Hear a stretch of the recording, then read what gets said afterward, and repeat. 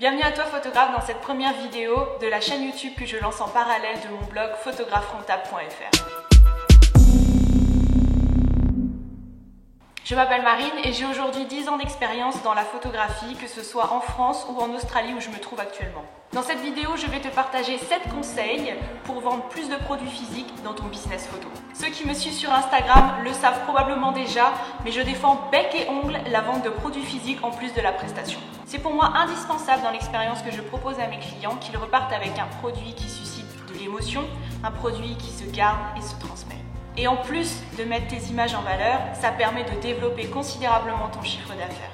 Le premier conseil que j'ai à te donner, c'est de montrer tes produits.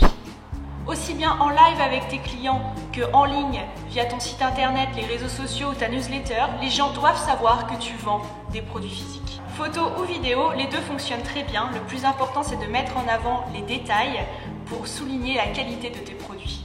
Internet et les réseaux sociaux ont développé la vente de fichiers numériques, mais pour autant, l'album photo n'est pas mort. Il a juste été oublié.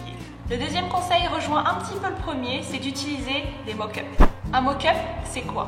C'est une maquette numérique qui a pour rôle de présenter un produit qui n'existe pas encore.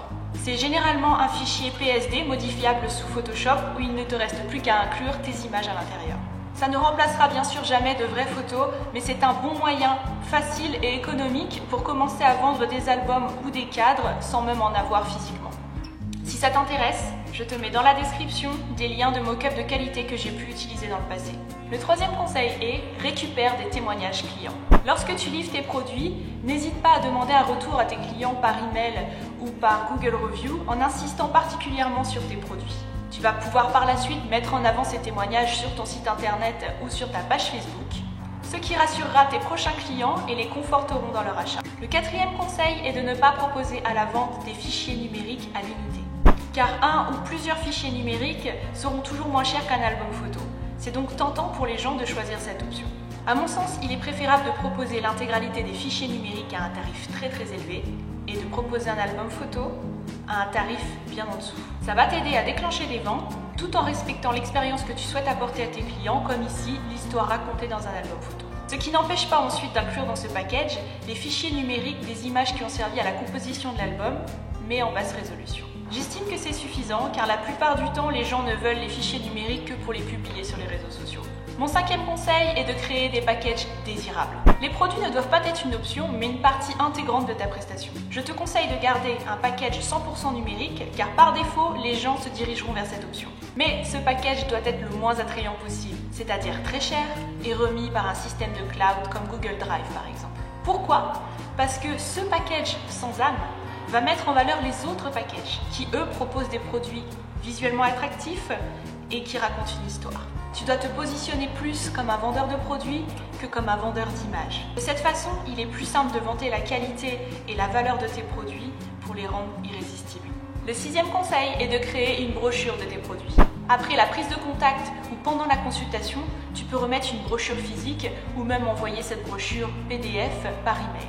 Dans cette brochure, tu pourras y inclure tous tes produits, avec ou sans prix, tout dépend de la stratégie que tu appliques, mais également des images de tes produits en situation réelle. Là encore, tu auras besoin de mock-up pour mettre en scène une toile ou un cadre dans un intérieur. Ce genre de visuel aide énormément les gens à se projeter et à créer un désir pour un produit qu'ils n'avaient jusqu'à présent même pas imaginé. Enfin, mon dernier conseil, et sûrement le plus évident, c'est de vendre en personne. Car personne ne peut vendre tes produits mieux que toi-même. Bien sûr, tous les photographes n'ont pas à leur disposition un showroom, mais si tu peux même créer un tout petit espace pour les accueillir et montrer en live tes produits, ça fera une énorme différence. Si en plus tu as la possibilité de projeter tes images sur un mur, l'immersion est totale et aide considérablement à vendre plus de produits physiques. Et voilà, c'est tout pour cette vidéo, j'espère qu'elle t'a été utile. Si c'est le cas, n'hésite pas à t'abonner et à me rejoindre sur les réseaux sociaux, et moi je te dis à très vite dans une